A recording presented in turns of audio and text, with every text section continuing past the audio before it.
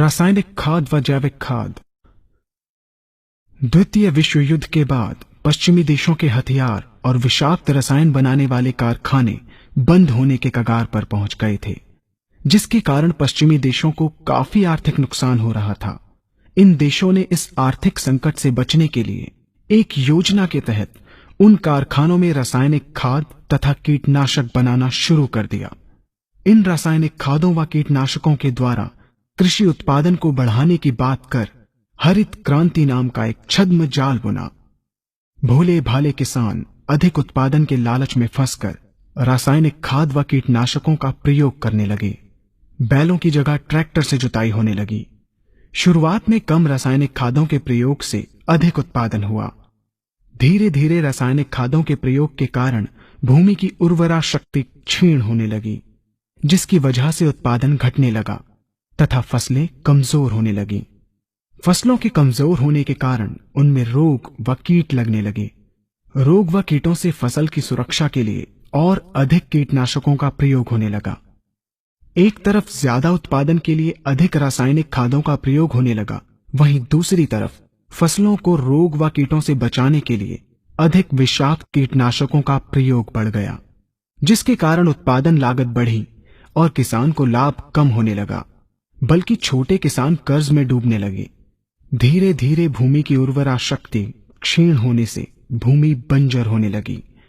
रासायनिक खाद व कीटनाशकों के कारण खाद्यान्न भी विषाक्त हो गए तथा जलवायु भी प्रदूषित हो गई, जिसके कारण मानव पशु पक्षियों के स्वास्थ्य पर प्रतिकूल प्रभाव पड़ा, जिसका परिणाम आपके सामने है। मानव स्वास्थ्य पर रासायनिक खादों के पड़ने वाले प्रभाव को आप ऐसे समझें। जब किसान फसल में रासायनिक खाद डालता है तो रासायनिक खाद में उपस्थित विषाक्त रसायन जल में घुलकर सबसे पहले जल को प्रदूषित कर भूमि के अंदर उपस्थित केचुए व सूक्ष्म जीवाणुओं को मार देता है। ये बात सभी किसान अच्छी तरह से जानते हैं कि केचुए व अन्य सूक्ष्म जीवाणु भूमि की उर्वरा शक्ति को बढ़ाने के लिए अति आवश्यक होते हैं। विषाक्त रसायन के कारण इनकी मृत्यु हो जाने से भूमि की उर्वरा शक्ति नष्ट हो जाती है तथा भूमि कठोर होकर बंजर होने लगती है। रासायनिक खादों के विषाक्त रसायन पानी के माध्यम से अन्य खनिजों के साथ फसल के अंदर पहुंचकर फसलों को विषाक्त बना देते हैं। बाद में जब खाद्यान्न के रूप में मनुष्य या अन्य पशु इन्हें खाते हैं तो ये विषाक्त रसायन मानव स्वास्थ्य पर बहुत ही बुरा प्रभाव डालते हैं तथा मनुष्य के अंदर तरह तरह के रोग उत्पन्न करते हैं। जब हम जैविक खाद का प्रयोग भूमि पर करते हैं तो जैविक खाद पानी में मिलकर पानी को प्रदूषित नहीं करती।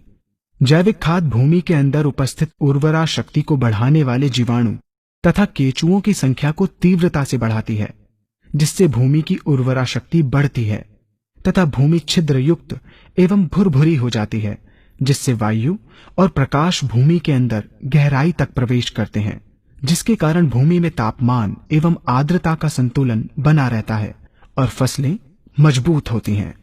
जैविक खाद में विद्यमान तत्व खाद्यान्न के माध्यम से मानव व पशु पक्षियों के शरीर में पहुंचकर स्वास्थ्य लाभ पहुंचाते हैं।